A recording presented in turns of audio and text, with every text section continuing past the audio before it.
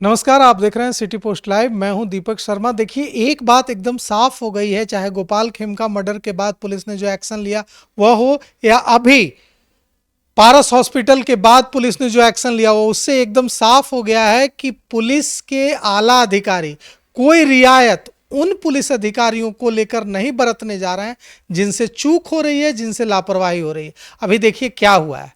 पारस hospital में हत्याकांड के बाद शास्त्री नगर थाने के 2 दारोगा, 2 सहायक दारोगा और 2 सिपाहियों को निलंबित किया गया है और उनके खिलाफ अब विभागीय कार्रवाई होगी।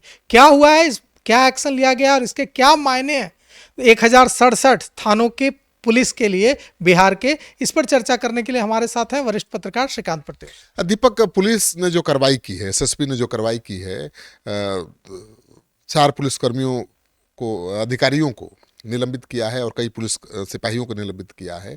ये तो साबित करता है कि पुलिस ने माना है कि पुलिस की चूक है। पारस में चंदन का इलाज चल रहा था, वहां शूट आउट खुलेआम हुआ। उसके बाद एसएसपी ने अपने ही 4 पुलिसकर्मियों को, पुलिस अधिकारियों के खिलाफ एक्शन लिया। शास्त्री नगर थाने के अधिकारी हैं। पटना के एसएसपी के रिपोर्ट के अनुसार लापरवाही इन्होंने बरती है। लापरवाही नहीं बरतते तो शायद ये शूट आउट की वारदात नहीं होती और सरकार पुलिस की इतनी फजीहत नहीं होती। और शुरू से मैं सवाल उठा रहा था, शास्त्री नगर थाने में भी गया था, मैं वहाँ के प्रभारी, थाना प्रभारी से मैंने बात की कोशिश की थी कि भाई, आपको खबर दी गई थी चंदन के परिजनों के द्वारा कि वो इस अस्पताल में इलाज करवा रहा है। आपको पता था कि वो शूटर है, आजीवन कारावास का कैदी है, उसके घर वाले सूचना भी दे रहे हैं, तो आपने क्यों नहीं संज्ञान में लिया? क्यों नहीं कोई तुरंत कार्रवाई की? इसका कोई जवाब उनके पास नहीं। कोई जवाब नहीं था उनके पास। वो कह रहे थे कि नहीं, इस कुछ नहीं बोल सकता, बड़े अधिकारी बताएंगे, वही बात कर रहे हैं मीडिया से। कहने से थोड़े चलेगा। तो ऐसी बातें जो हम उठा रहे थे, वो बातें पुलिस अधिकारियों के जहन में। इसमें एक बड़ा सवाल है जो मेरे मन में उठ रहा है कि यह काम तो थानेदार का है, एसएचओ का है। इसके लिए सिपाही को निलंबित किया जा रहा है, सहायक दारोगा को निलंबित किया जा रहा है। इसका क्या मतलब है? वो खुद से थोड़ा ही चला जाएगा। इसके पीछे मुझे लगता है कि कुछ न कुछ ऐसी चूक आ रही है जिसकी जानकारी पुलिस आला अधिकारियों को लगी है और तभी सिपाहियों को निलंबित किया गया है। हाँ, ये हो सकता है। सिपाही की ड्यूटी तो वहाँ लगाई नहीं गई थी।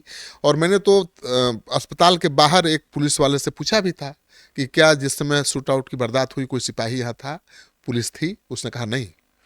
शास्त्री नगर के जो प्रभारी हैं, अभी थाना प्रभारी नहीं थे, प्रभारी हैं, उन्हीं की देखरेख में चल रहा है थाना, उन्होंने भी कोई जवाब नहीं दिया। मैंने पूछा कि भाई, आपको तो खबर की गई थी, घर वालों ने कहा कि भाई खतरा हो सकता है, अस्पताल में भर्ती है, आपने क्यों नहीं कोई एक्शन लिया? कोई जवाब नहीं था। ठीक है, पुलिस अधिकारियों के खिलाफ एक्शन हुआ, समझ में बात आती है, आपने ठीक कहा। लेकिन सिपाहियों के खिलाफ क्यों एक्शन हुआ? सिपाही तो वही जाएंगे जहां बड़े साहब कहेंगे, या बड़े साहब जाएंगे तो साथ में जाएंगे। सिपाही के खिलाफ तो तभी एक्शन होगा जब उसकी ड्यूटी लगाई गई और वहां नहीं गया। हाँ, बिल्कुल। तो मुझे लगता है कि बिल्कुल बिल्कुल कोई भी कैदी जब कहीं पैरोल पर बाहर निकलता है तो सिपाही की ड्यूटी लगती ही है।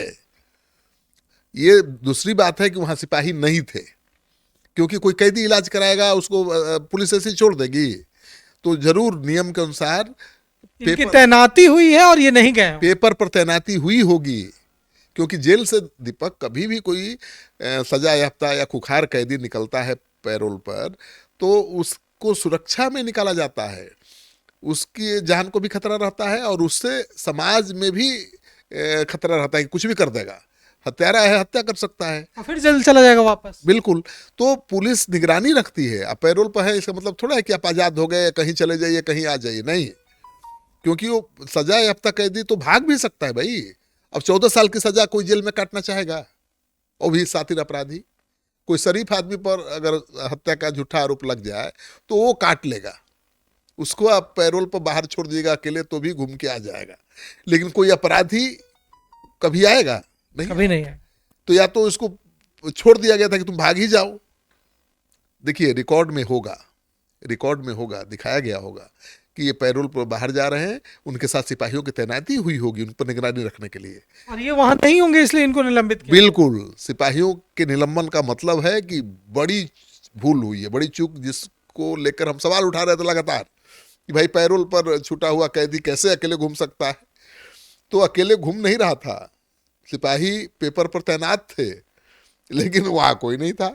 अगर सिपाही वहाँ 4 रहते तो ऐसे खुलेआम शूटर जाके और शूटर भाग जाते इतने आसानी से। नहीं जाते भी नहीं। नहीं, अभी प्रत्यक्षदर्शी से मेरी बात हुई वहीं पारस हॉस्पिटल के आसपास, कि ये लोग इन लोगों ने जो घर के बाहर सीसीटीवी कैमरा लगाया, रिकॉर्ड कैमरे में बाहर निकल मर्डर बनाई और खैनी खाया तब वहां से। अरे बिल्कुल निश्चिंत थे भाई, बाहर निकलने के बाद तो मोटरसाइकिल पर लहरा रहे थे पिस्टल। अब सोचिए ना कि जहां को अंजाम है वहां से निकलने के बाद बाहर खैनी तब जा। बिल्कुल, बाहर हत्या के पहले तो बाहर मीटिंग भी की, खड़े होकर एक बिजली के खंभे के नीचे, आपने देखा ही। और लगता है 3-4 मिनट मीटिंग की होगी, और उसके बाद वो गए हैं शूट आउट को अंजाम देने।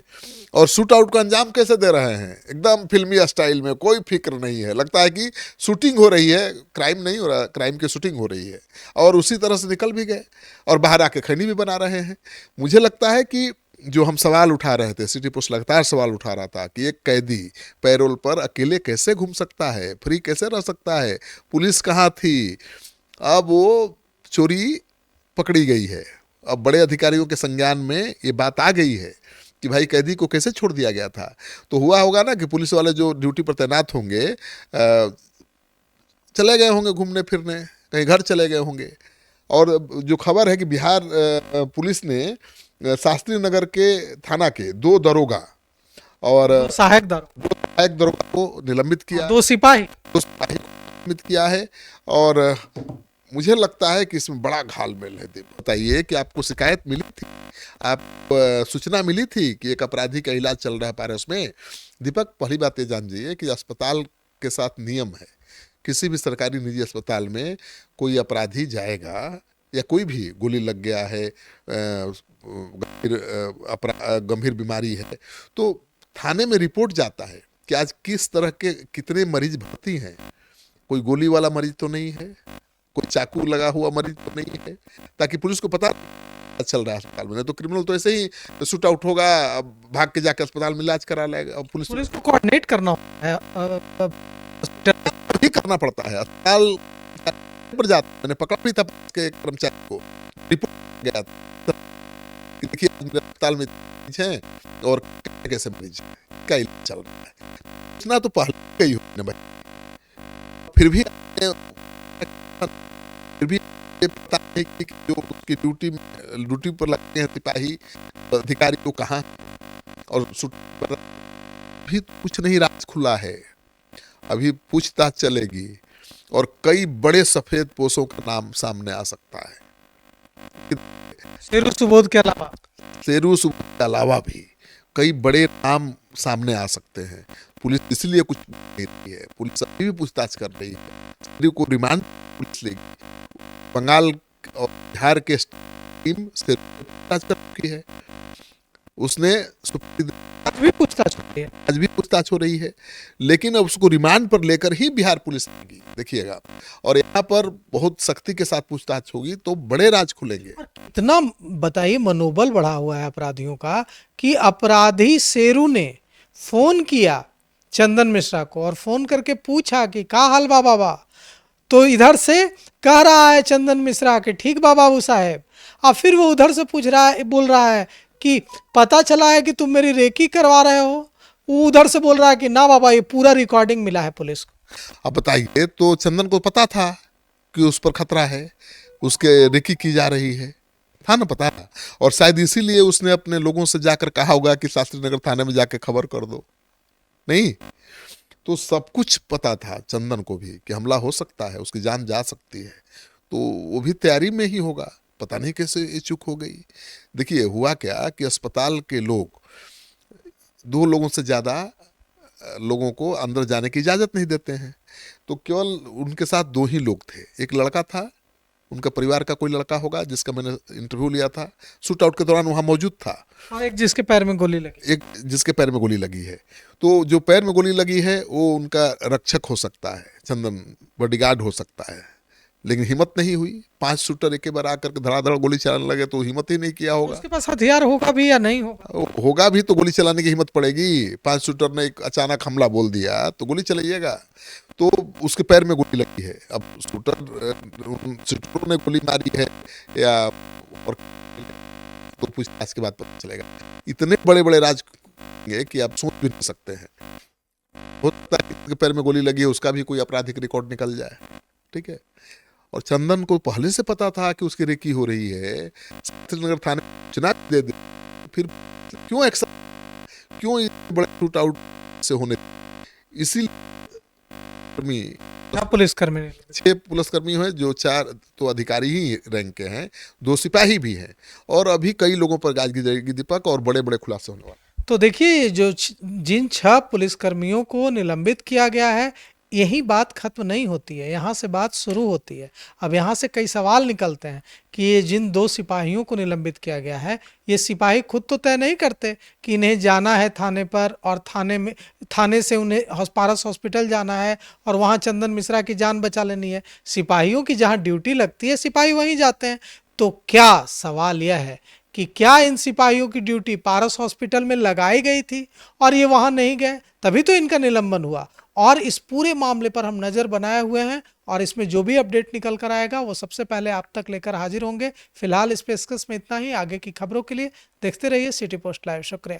हम आपको बिहार सरकार की उन योजनाओं के बारे में बताने जा रहे हैं जिनके बारे में शायद आपको ना पता हो। आज हम बात करेंगे बिहार सरकार की उन महत्वपूर्ण पेंशन योजनाओं की जो सामाजिक सुरक्षा निर्देशालय द्वारा संचालित की जा रही हैं। इन योजनाओं का उद्देश्य बुजुर्गों, विधवाओं और दिव्यांगजनों को आर्थिक सहायता देकर उन्हें सम्मानपूर्ण जीवन प्रदान करना है। पहली योजना है इंदिरा गांधी राष्ट्रीय विधवावस्था पेंशन योजना, जिसके तहत बीपीएल परिवार के 60 वर्ष या उससे अधिक आयु के बुजुर्गों को जून माह से 1100 प्रति माह की राशि दी जा रही है। इस योजना के तहत लाभार्थियों की संख्या 35,59,000 से अधिक है। दूसरी योजना है इंदिरा गांधी राष्ट्रीय विधवा पेंशन योजना, जिसमें 40 से 79 वर्ष की बीपीएल परिवार की विधवाओं को 1100 प्रति माह की पेंशन दी जाती है और लाभार्थियों की संख्या 6,32,000 से अधिक। तीसरी योजना है इंदिरा गांधी राष्ट्रीय निशक्तता पेंशन योजना, जिसमें उन बीपीएल परिवार के 18 वर्ष या उससे अधिक आयु के दिव्यांगजनों को मिलेगी जिनकी दिव्यांगता 80% या उससे अधिक है। जून माह से 1100 प्रति माह मिल रहे हैं। लाभार्थियों की संख्या है 1,10,000 से भी ज्यादा। चौथी योजना है लक्ष्मीबाई सामाजिक सुरक्षा पेंशन योजना, जिनकी आयु 18 वर्ष या इससे अधिक है या उनकी वार्षिक आय 60,000 से कम है, और ये उन्हीं विधवाओं के लिए है जो केंद्र की योजनाओं से लाभ नहीं उठा रही हैं। लाभार्थियों की संख्या 8,64,000 से भी ज्यादा है। पांचवी योजना बिहार निशक्तता पेंशन योजना, जिसमें किसी भी आयु वर्ग के 40% या उससे अधिक दिव्यांगता वाले व्यक्तियों को 1100 प्रति माह की पेंशन मिलती है। और अंत में मुख्यमंत्री वृद्धजन पेंशन योजना, जिसके तहत 60 वर्ष से ऊपर के उन बुजुर्गों को 1100 की मासिक सहायता दी जाती है। आवेदन के लिए आरटीपीएस काउंटर या एसएसपी MIS पोर्टल का उपयोग करें।